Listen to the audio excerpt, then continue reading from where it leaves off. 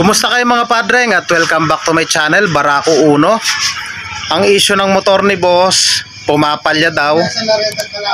Parang kinakapos ng gasolina, parang ganun yung idea. Sa pagtotroubleshoot ng ganitong issue ng motor mga boss, dapat hindi natin hinuhulaan. Dapat step by step, alam natin yung tutumbukin natin kung ano talaga yung sira. Paki-start mo nga, Diggs. Nakakagaring Gloria, oh. Andana. Andana. Gloria. Basado, Birit mo. Okay na. Pakipatay ba? Pakipatay. So, ang motor ni boss, pinaandar natin, may minor naman, bumibirit naman. Ibig sabihin, ang issue niyan wala sa gasolina, kundi nasa kuryente. Tanggalin na muna natin yung kanyang side cover. Gumamit muna tayo ng 10mm na T-wrench para mahugot natin tong kanyang side cover.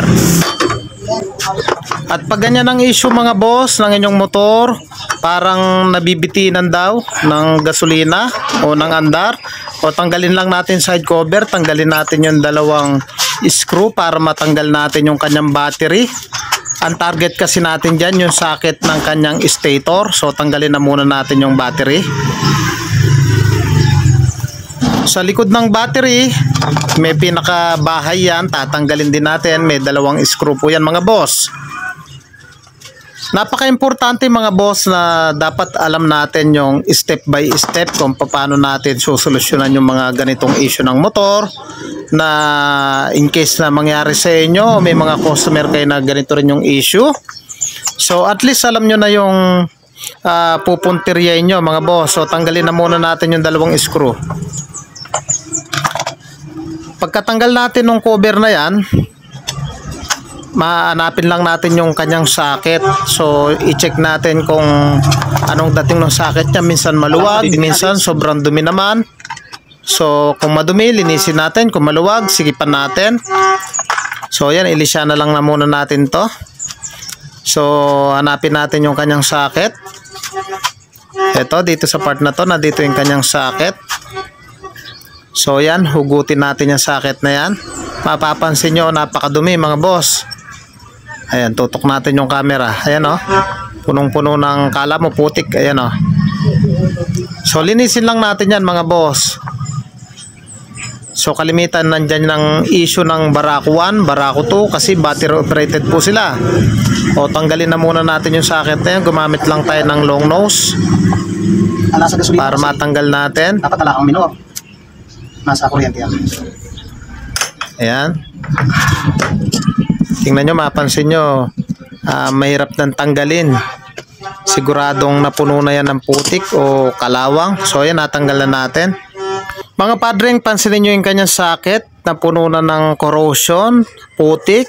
So ang gawin lang natin dyan, tatanggalin natin isa-isa yan mga boss. Gamit lang tayo ng matulis na bakal. Tapos lilinisin natin ng wire brush yan para pag sinalpak natin, ayan o, tingnan nyo, puno na siya ng kalawang or putik. So gamitan lang natin ng wire brush. Lahat ng wire na yan mga boss, tatanggalin natin yan, iisa-isayin natin yan, kikis-kisin natin yan para yung connection or yung contact dun sa mismong papuntang stator, maganda yung supply na binibigay. So itong wiring na yan mga boss, papunta po yan dito sa ating regulator. So kiskisin lang natin. So sundan nyo lang po yung video, ganyan lang gagawin natin. Mga padreng, kung bago ka pa lang sa akin channel, huwag nyo pong kalimutan na paki-like, paki-subscribe, at paki-hit na rin po yung notification bell para updated po kayo sa mga videos na ilalabas ko na kagaya nito. At kung nais mo naman magpagawa at taga-Bataan ka lang, pwede nyo po akong sadyain dito sa ating shop sa Pulo, Hermosa, Bataan. Tabing tulay lang po ako mismo. So yan, iisa-isay natin ng ganyan.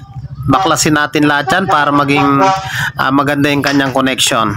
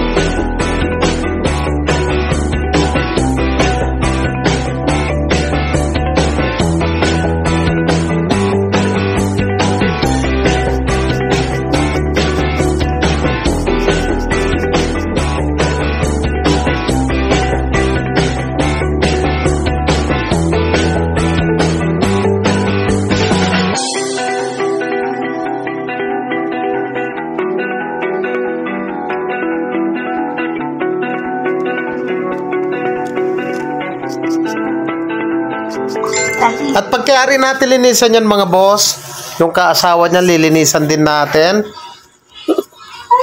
So, ganyan lang gawin natin. Pagsusundutin lang natin. Hanggang sa mapalabas natin yung tanso para pag binalik natin yan, maganda yung connection, hindi siya puro. So, tsaga-tsaga lang sa pagsundot at mag-okay na yan.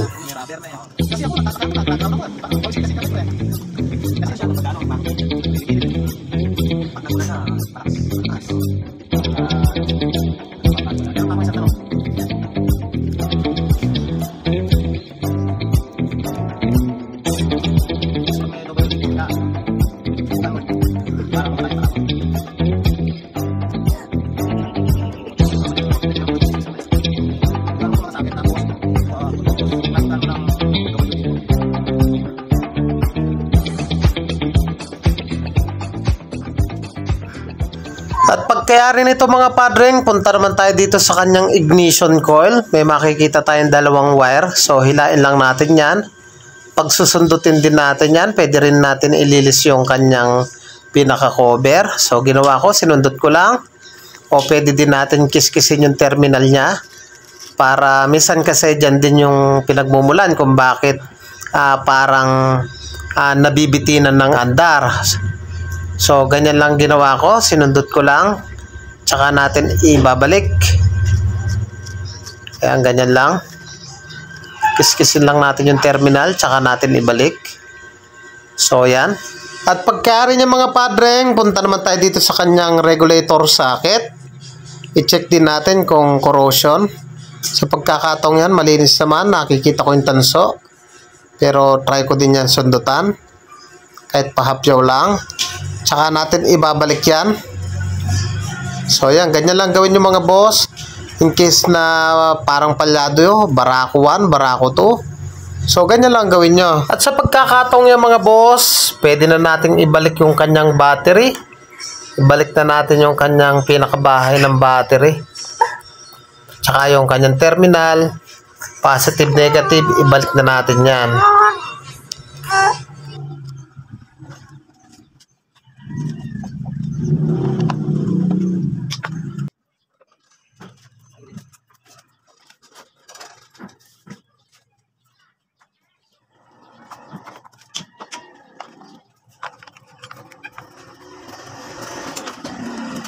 Mga boss, naglinis lang tayo nung stator socket, yung sa kanyang ignition coil.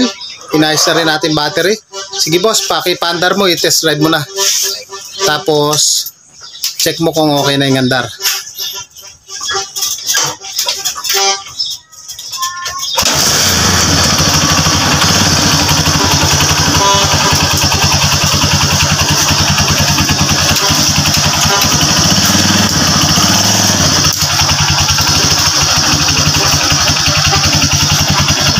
So yung mga boss, interview natin si boss kung ano nangyari.